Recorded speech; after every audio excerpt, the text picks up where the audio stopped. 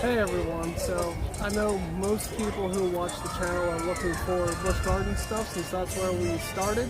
So here we are back at Busch Gardens for Howl-o-Scream 2023. That's going on, as you can see behind me, from now until October 31st. So we're going to, in the daytime, take a look at some of the food options available and some of the new souvenirs that were here, that were added since the last time we visited, as well as check out some of the stores that have added decor for the event. And then when night falls, the real fun will begin as we will take you through each of the scare zones and each of the houses to see how they've changed for this year. They've added subtitles to the names of each of their houses, so yet again, as I've said a few times so far this year, that means that they're extra scary this year. Alright, let's go take a look. Prepare to be scared. Busch Gardens has updated their Howl-o-Scream bag policy and re-entry policy.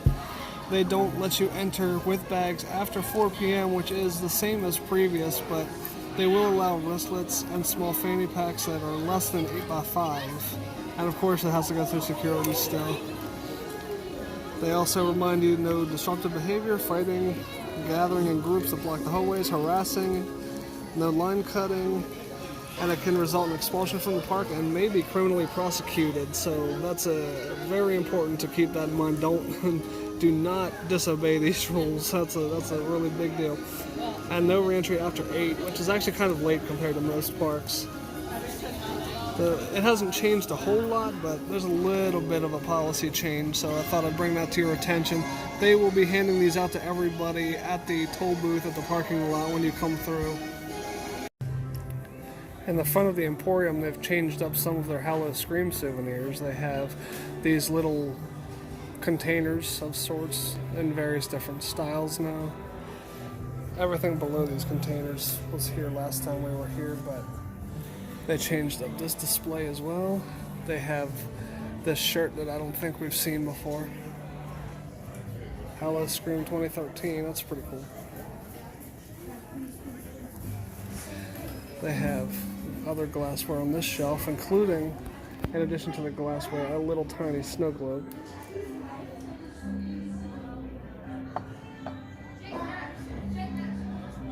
The snow globe is $24.99. That's a little on the pricey side for the size, but has some other mugs and steins down here. And they have this little Howl-o-Scream button set. And these 3 interesting pills. There is a green one with a skull and crossbones logo on it, a yellow one with a jack-o'-lantern, and a red one with a spider. And I think I did see a purple one. There's a purple one with a bat on it. And for some reason, the pills don't actually have any kind of label on them as to what they are, so I'm not really sure what they actually are, but they are $14.99 a piece. If anybody knows what these actually are for, can you let me know in the comments? We would appreciate it. They also have these mugs and shot glasses, and down below they have 4 different designs for cork boards, cork display boards: the bat, tombstone, the skull, and the crystal ball. I've read that these are limited to 30 of each design. Yes, you heard right, only 30, and it looks like they have a good stock of them still, so hurry up and get them before they're gone. There's also this Howl-o-Scream design mug, which is $19.99. A second little mini snow globe with a ghost inside of it. That one's more traditional with the sparkly glitter inside of there. They have bottle holders and a couple of different sock designs. This one in particular actually says Howl-o-Scream on it.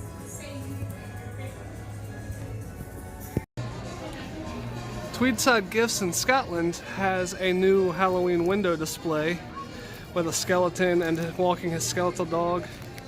They have a little, I guess, Loch Ness monster wrapped up over here in this tree with the purple lighting. But even more important, even though it's not directly related to Howl-o-Scream, There's new signage on the side of Tweedside Gifts, train entrance through the gift shop. They also put it on the Scotland train station sign right here. It says entrance through the gift shop. You can see if you go around to where the entrance used to be, they still have their turnstile here, but apparently they're not letting people enter that way. You actually have to go inside of Tweedside Gifts and take the alternate entrance into the train station now. Busch Gardens has now overlaid their park maps with the Howl-o-Scream theme to it. It lists all of the haunted house locations. It still manages to have DarKoaster nice and big on there. You can see the two houses to the left next to the Festhaus, the Nevermore Chapter 3 and Witch of the Woods. Deathwater Bayou is down at the bottom, and Festa Italia. They also have the Scare Zones, Gorgon Gardens, Scary Tail Road, Meat Market up there. KILLarney Diner is over in Ireland, as well as the Jack is Back show. Monster Stomp and Ripper Row is in England, and the Lost Mines in the Escape from Pompeii building. And they also list all of the houses in the corner, as well as giving you a parental discretion advised warning, which is also true for this particular vlog. Unless I'm mistaken, I believe that the Jack is Back show used to, in years past, be taking place out here in the open around all the general public near that giant pumpkin here. It looks like now, this year, they are sending people into the Abbey Stone Theater. They have a little queue set up here for the Jack is Back show, so it looks like it's going to be an indoor show, which means we won't be able to record any of it. That's a shame, and it's strange that they decided to do that, but I'm sure they had their reasons.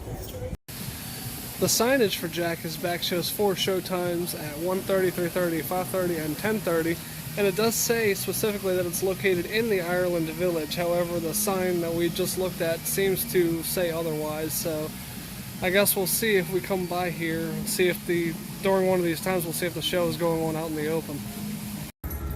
I don't remember seeing this warning sign out in front of the houses before. This is specifically this red sign up in the corner: for the safety of our guests and ambassadors, no food, drink, or loose large articles in the maze.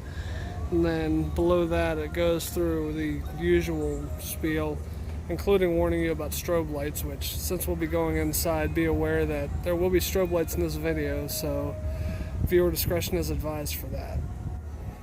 They also have the wait time at the bottom, which obviously that's still daytime, so the wait time is nothing at the moment.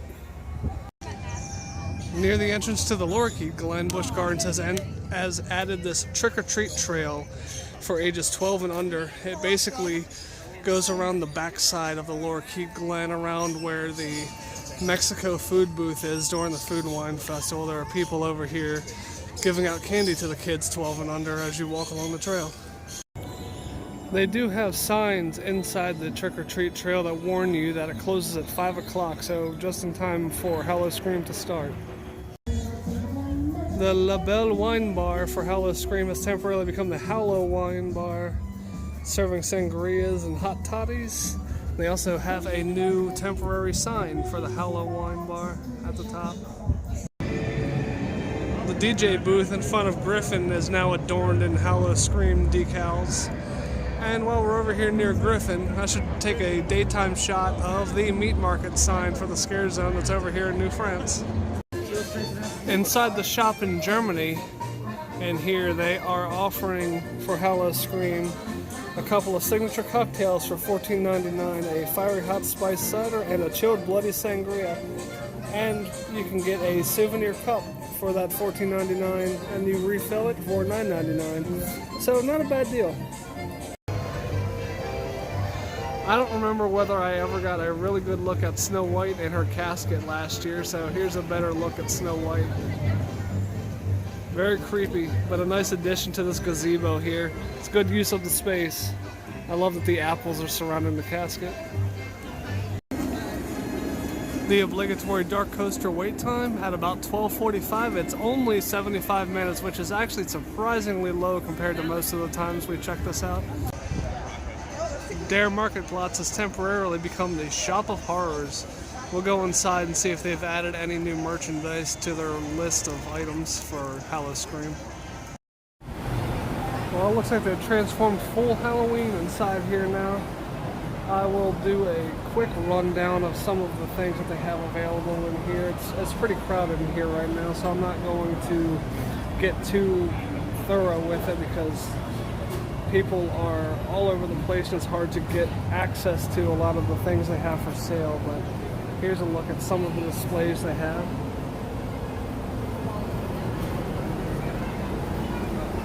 They have Halloween furry bones. Some more of the snow globes that we saw earlier.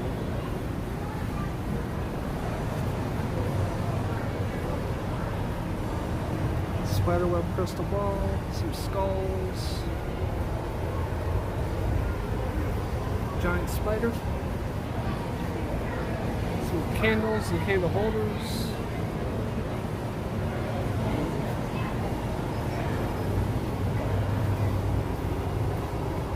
Most of it not specific to Howl-o-Scream. I do see that they have more of the cork boards over here, considering I read that there were 30 of each design and they have a bunch in both stores. I'm finding it hard to believe that there are only 30 of each. They also have more of these pills, which I'm still not sure what they are.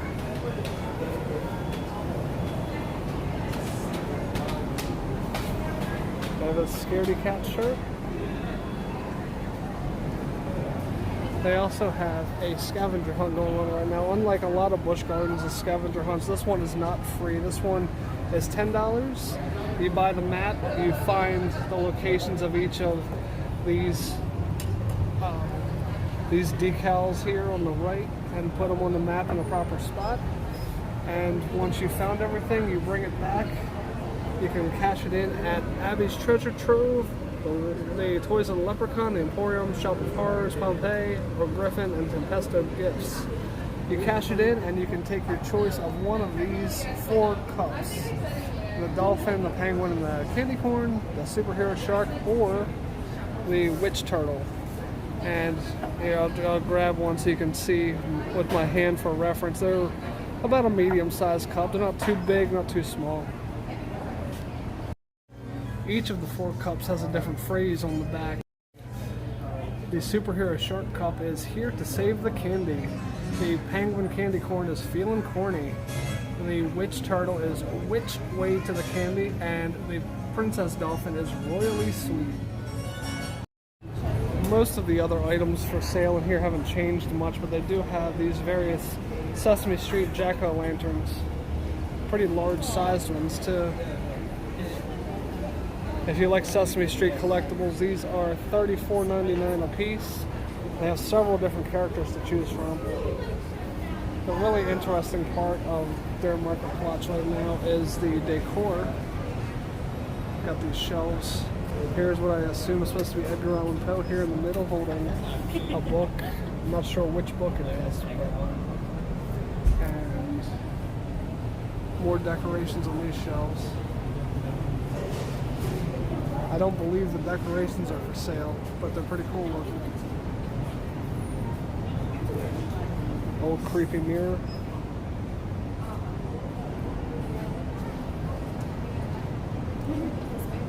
We have a big ghost on top of this shelf, as well as on top of this shelf.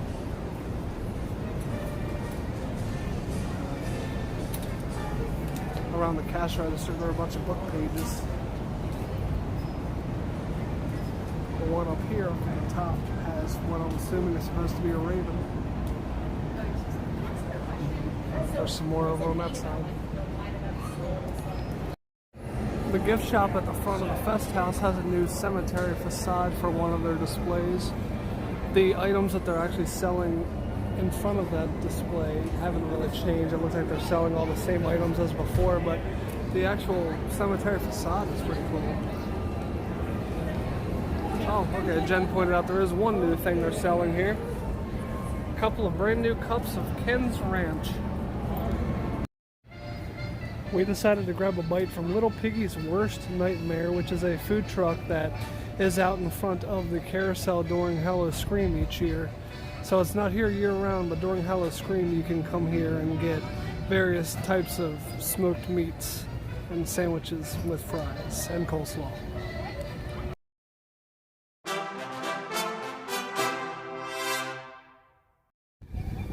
Jen ordered the corn dog boat with cheese fries, which is basically just a corn dog with cheese fries. She put a whole bunch of mustard on there. And I got the chicken boat, which is a pulled chicken sandwich topped with coleslaw, and it also comes with regular fries. We also got a water, which was $3. The boats themselves are $18.99 a piece, and Jen had a little bit of an upcharge because she added cheese to her fries.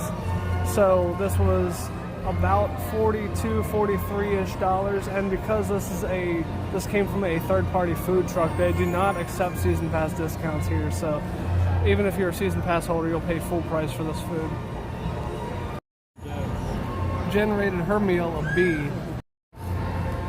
The hot dog was a Nathan's hot dog inside the corn breading, so that really added to the flavor for her, and she enjoyed it a lot. The French fries, she said, were really good, and including the cheese sauce. We actually carried these from the food truck over to the Festhaus where we're sitting and eating now, and they actually stayed hot despite the cold weather that we're having today. So overall, Jen really enjoyed her meal, even though it wasn't A-worthy, it was still really good. I thought pretty much the same thing about the fries. They were pretty good. Some of them were a little extra salty, but for the most part they were decent. The sandwich is really good. That's some really good pulled chicken, and Jen added a hot sauce for me onto the sandwich, so that had a nice little kick with the coleslaw cooling it off. It was a good balance of flavors. If you eat it without the sauce, it might not be as well balanced, I'll say, as having the sauce on there, but I really enjoyed my sandwich. I would give it an A-.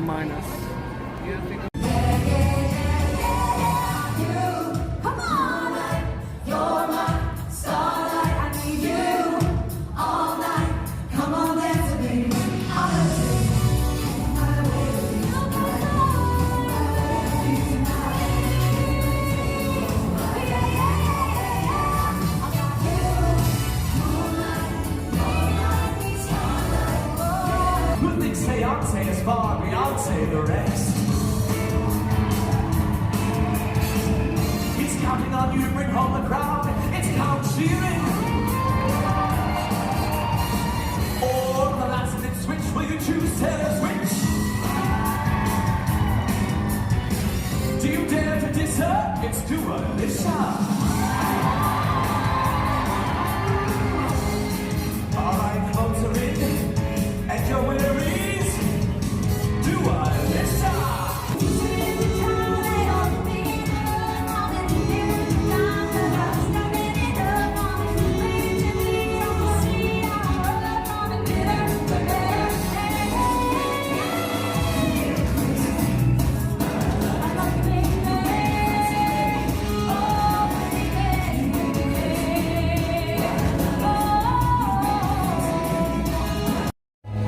Phantoms of the Festhaus. I like how they listen to the audience feedback and actually choose a genuine winner for each show based on the audience feedback, and then they give them the crown and scepter and cape and have them sing at the end. That's a nice touch. At long last, it looks like the bridge between Oktoberfest and Italy is complete. They have the awnings back up across the bridge. They actually don't have any ads on the first awning like they normally do, but there's no more scrim. All of the rock work is in place. The bridge is at its full width, so it's good to see this finally back to normal. It seemed like the work on this was very slow. The Skeletones are back again for Howl-o-Scream with 4 show times at 3, 5, 7, and 8:30. You can see them inside the San Marco Theater, which is right next to the Marco Polo Marketplace over here. They already have their giant skull in place.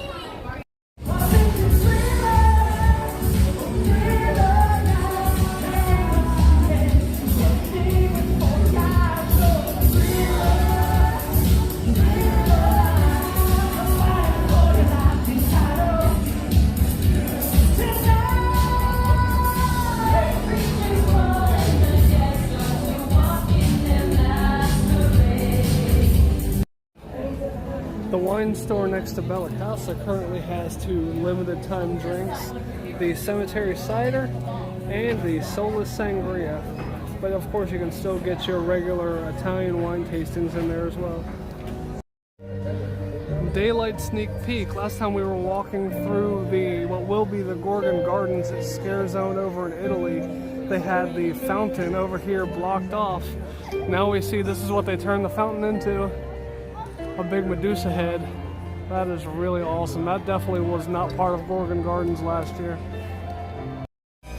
The Pyramid Smash game over by Apollo's Chariot currently has some creepy clown prizes you can win if you can knock over this pyramid of cans with a beanbag. Over at Pantheon Rebound, they've added some prizes of a witch, a Frankenstein's monster, a goofy looking ghost, and a black cat. Still big round ball shaped like most of the prizes here, but new designs. Last time we were here, Turkish Delight was completely demolished. Now it looks like it's back together and as good as new. They really got that work done quickly. It hasn't even been that long since we were here last.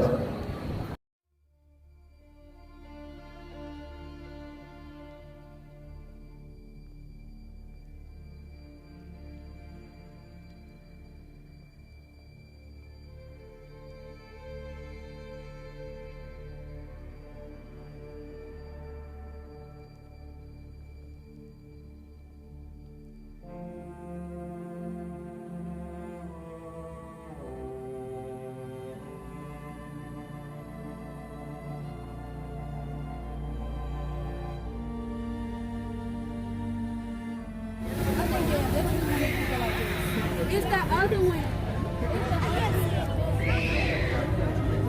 It's just smoke.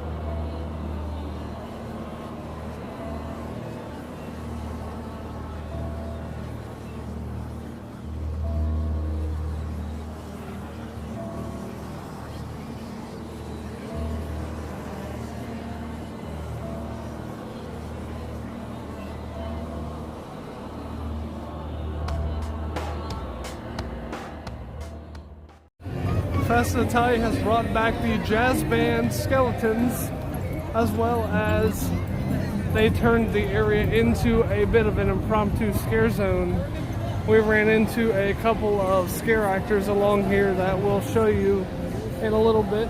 But they've also, in addition to the scare actors and the skeleton band, they've brought back the sculpture of the elephant and the snake over here, which is really nice. You don't see too many statues added around Howl-o-Scream.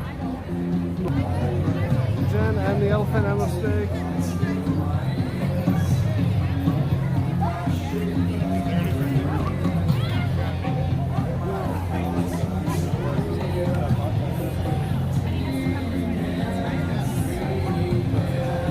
I think I'll have to end this at this point because of the copyright, but this is pretty cool that they've added this little impromptu scare zone here.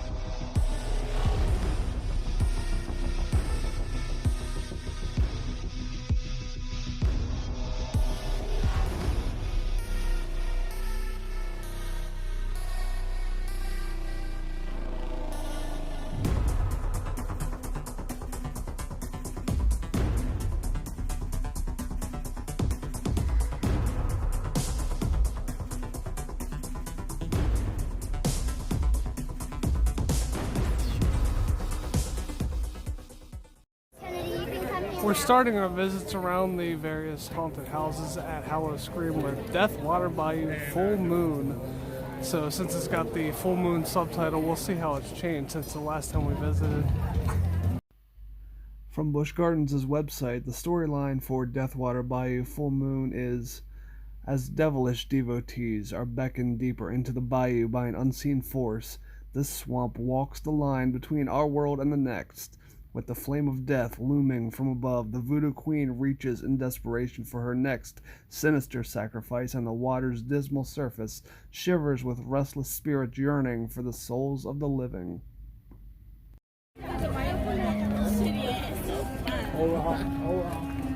There's some cool decorations they've spray painted on the walls along the queue here. It sounds like it's really dramatic.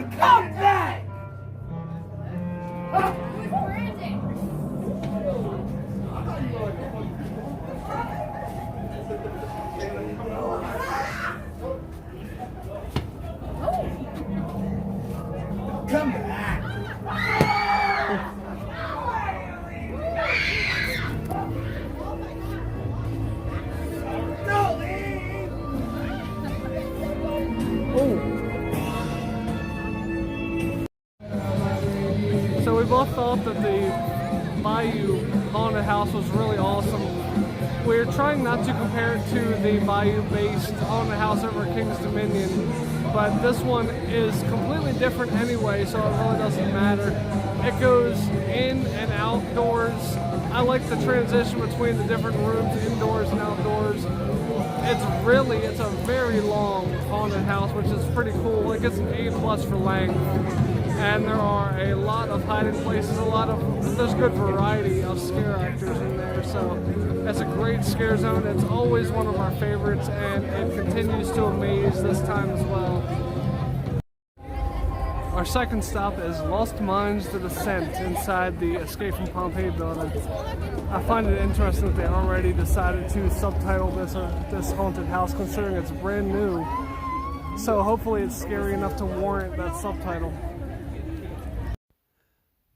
Lost Mines: The Descent is described as deep in the depths of an underground gem mine, once human inhabitants shield their riches after being trapped below the earth for generations.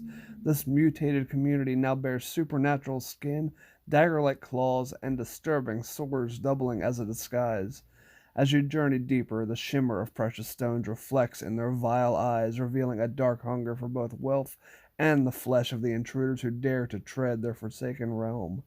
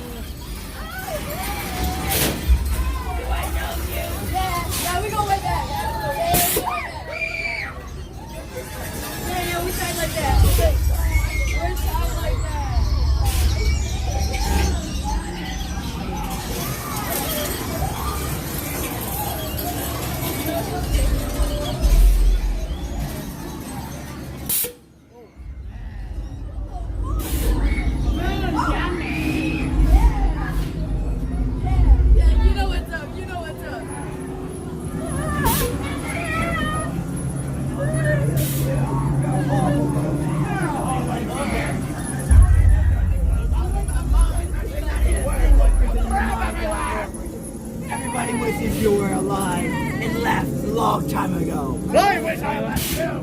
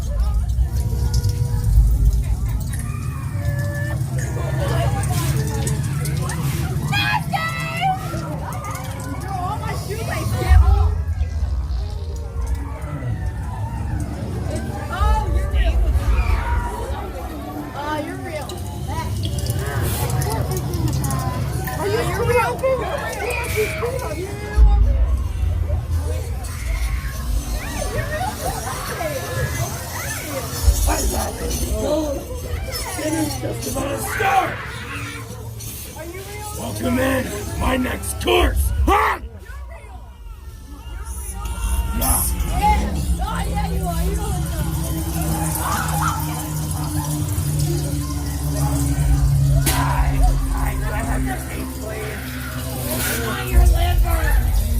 Give me your liver!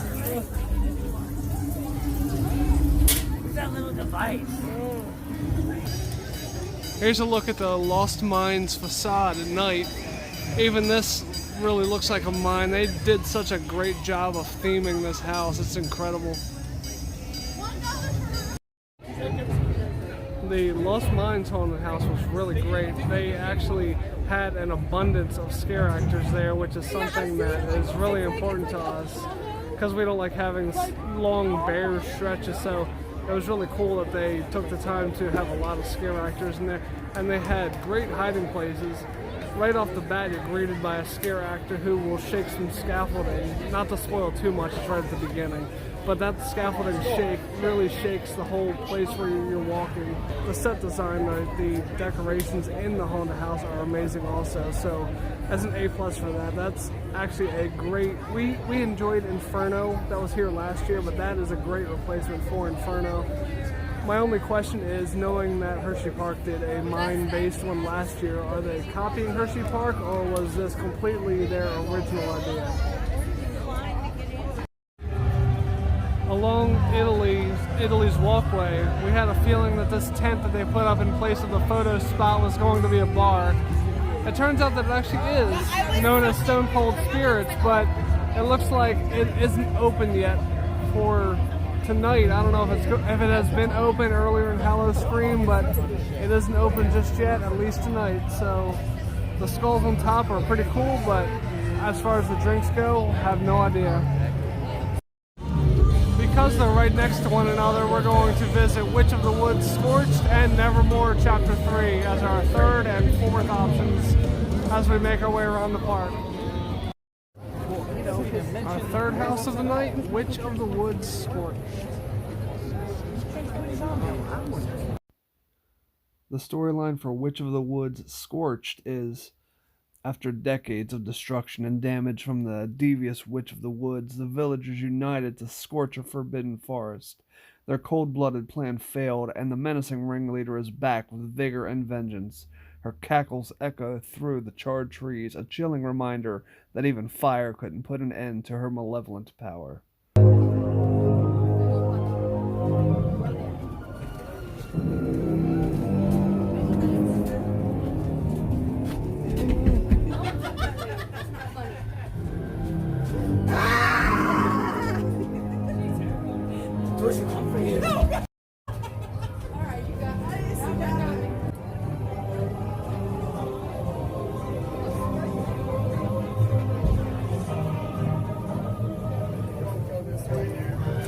What are you doing?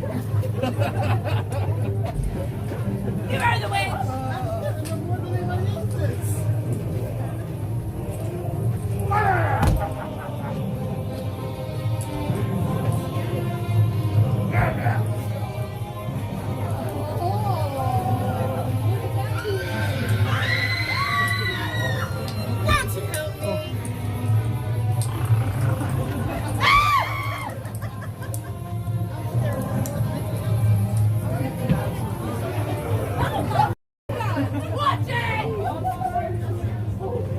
I got just a spot for you right here, right next to her. Where are you going? Come on. Come on.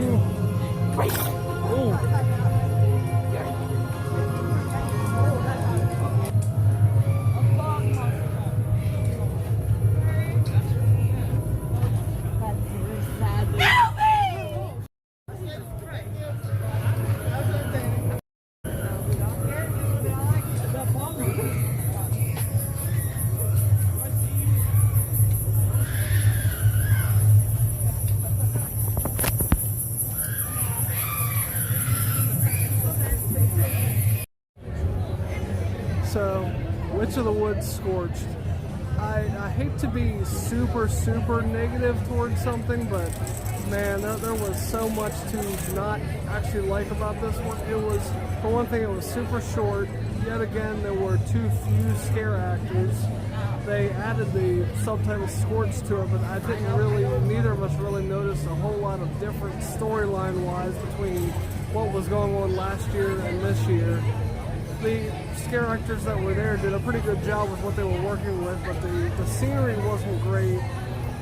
It just wasn't a great house. I'm not saying don't go through it, but it's probably in your best interest to make it low on your priority list if you have to pick and choose which houses to go through. It's really awful, and it doesn't really affect the house itself, but when we were there, they very badly mismanaged the line. We are using the quick queue to make sure that we are able to capture all 5 of these houses tonight, and they were letting in literally about 100 of the general people for every maybe 10 or so quick queue people. That should not be how it is. It should be 50-50 at worst. I think they really should be flipping it and letting in 100 quick queue people for every 10 general people. It costs way too much for the quick queue to have the line be managed that way. So that's definitely a knock on that house, even though it has nothing to do with the house itself.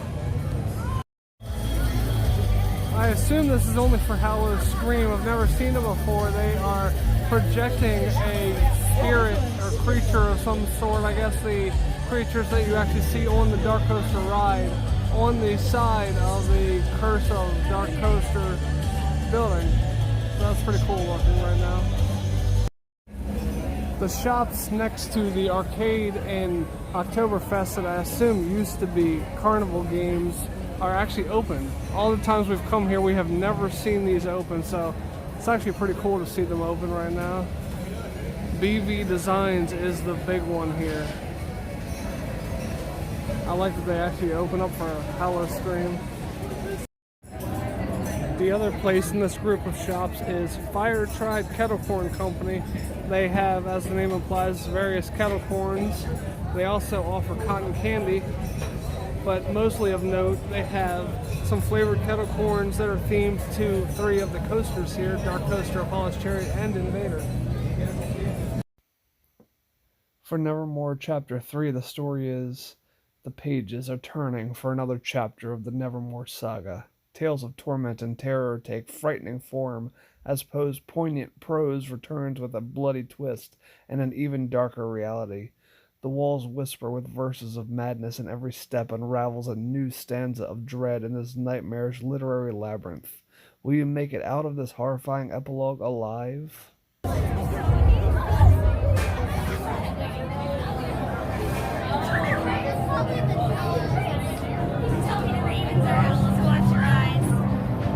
Always go for the eyes first. Yes. Don't look at our eyes, my rats. Get your own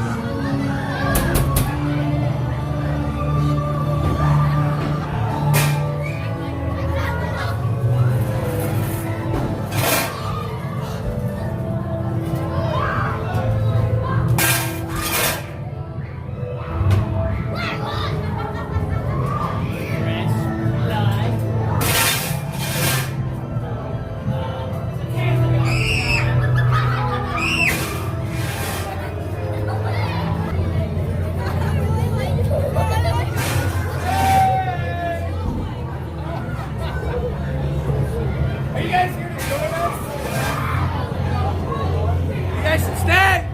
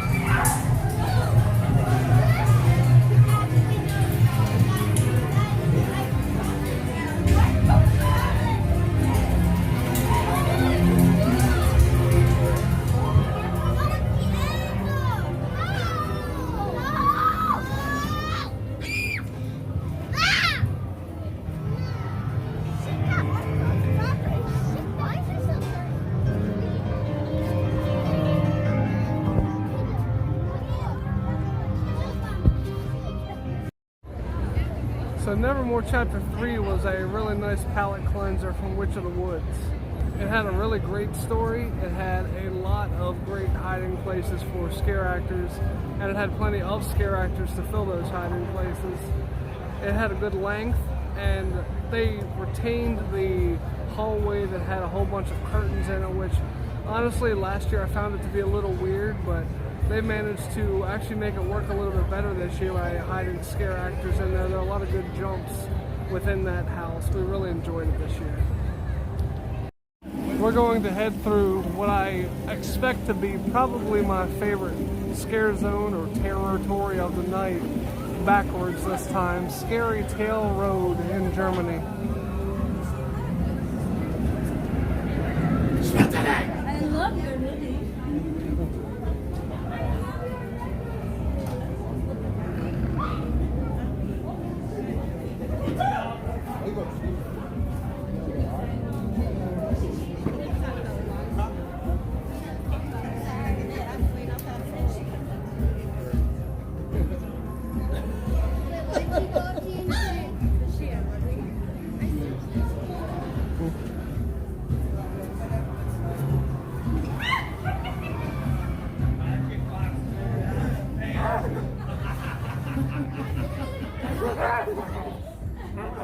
You don't speak pig, do you? Not lately.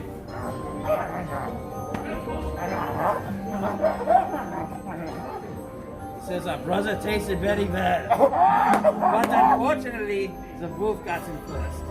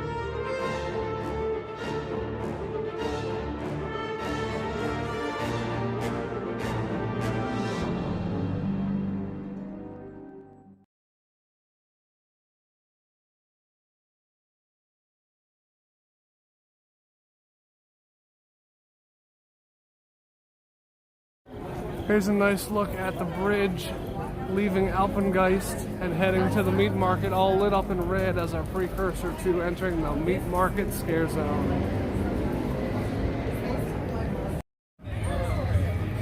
Listen, I'm a Taco Bell super fan. And they have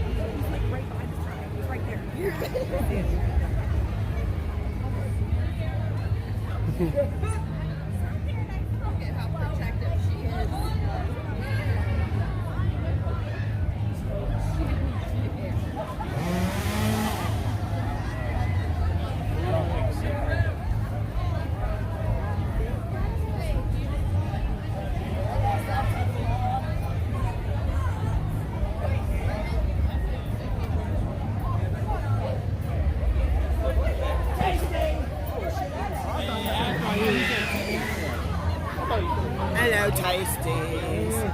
What up? Tasty, run!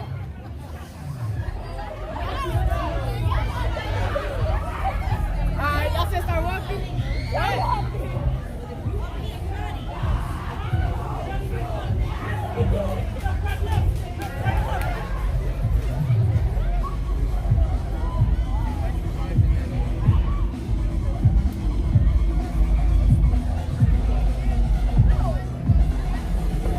Looks like France is no longer a scare zone, so I'll just get the 2 photo opportunities, the guillotine and the giant cake. Back when this was a scare zone, the giant cake actually had the name of the scare zone on the cake on this side, but it looks like they removed that. They also removed the body parts that were planted in these flowers over across the way from the cake. It's kind of a shame to see this scare zone gone, though. I did like the addition of the scare zone over in Festa Italia. The walkway by the Wolf Haven and the Lorikeet Glen isn't an official scare zone, but they've decorated it in Halloween style with a bunch of jack-o'-lantern farmers hanging up and a bunch of jack-o'-lanterns that are lit actually hanging up above as you walk. And the music is really creepy and full of screams. Occasionally the screams sound very real, but I'm pretty sure that all of them are pre-recorded. This spot on the trail is particularly creepy, I guess because of the orange lighting. We're saving what is typically the best house for last, even though now it's infested. The KILLarney Diner infested. The storyline for this version of the KILLarney Diner is, orders up. Patrons at this demented diner will soon learn that their bistro has been overtaken by blood-curdling bugs and ghastly creatures. Amidst the crawling horrors, the jukebox eerily springs to life, playing twisted tunes that seem to mock the impending doom. With exterminators en route, tonight's Blue Plate special may be your last.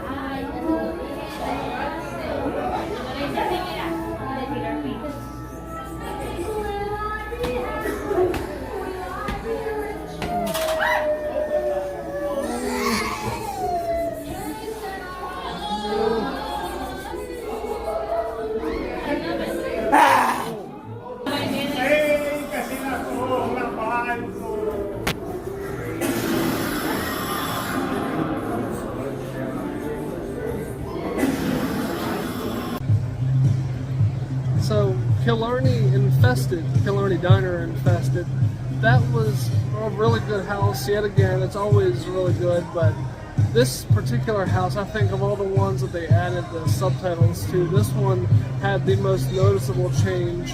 Although it took a while to get to the bugs and there weren't as many bugs as we were expecting, we did notice that once you saw somebody that had spiders, there were spider webs on a lot of things as you progressed through the house. So really the big infestation was actually spiders for the most part.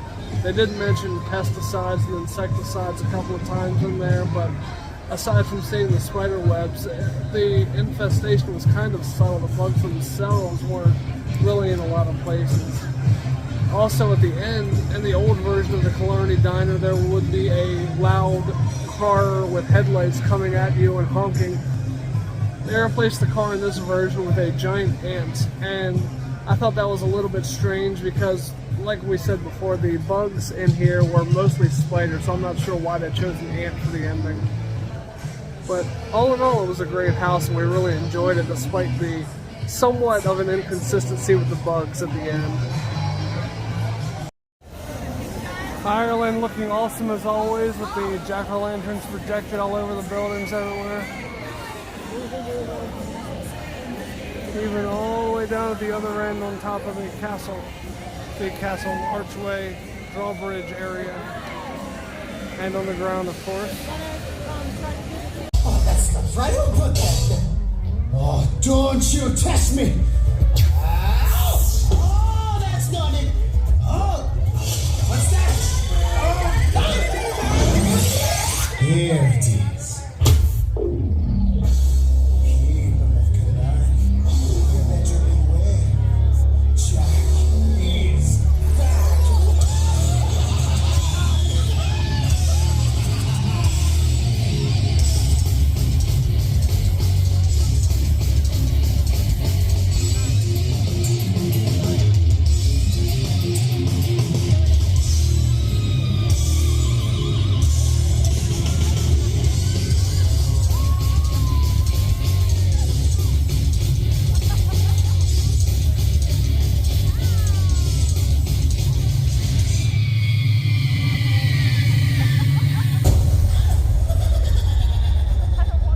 Miss me? I've waited many years for this moment. I've traveled all of Ireland looking for a place to spend eternity. And I've decided to stay here in KILLarney. Foolish people! Thought you could keep Jack from coming back with your silly jack-o'-lanterns? Well, you couldn't have been more wrong. Jack-o'-lantern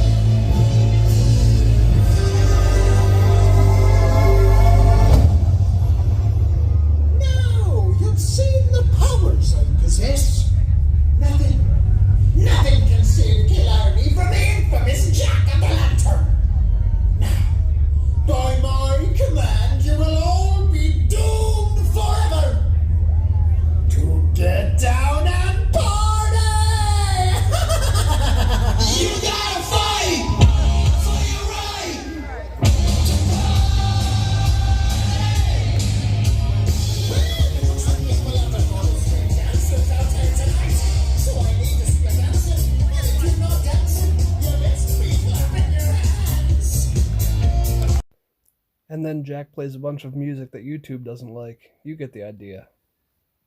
Here we go, KILLarney. And guess who your boogeyman is? It's me, Jack.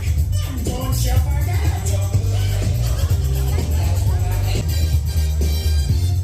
How many super freaks do we have in the crowd tonight? Let me hear you scream.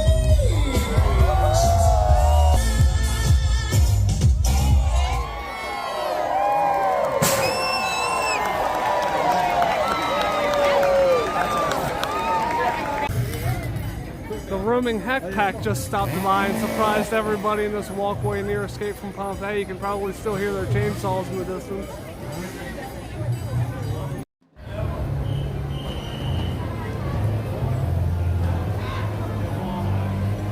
Now time for a stroll through one of the classic scare zones, Ripper Row.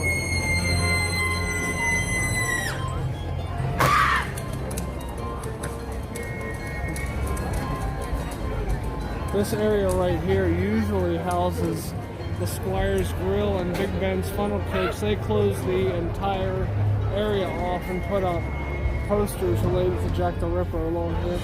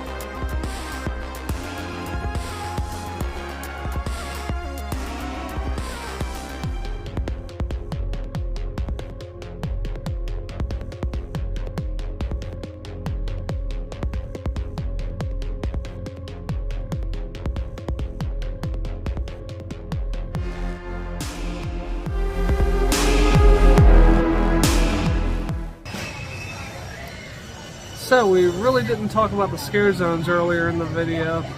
We thought that Gorgon Gardens was fairly similar to how it was last year. It was a short area, not really a whole lot of scare actors in there. The ones that were in there were really creepy, but there just weren't enough of them.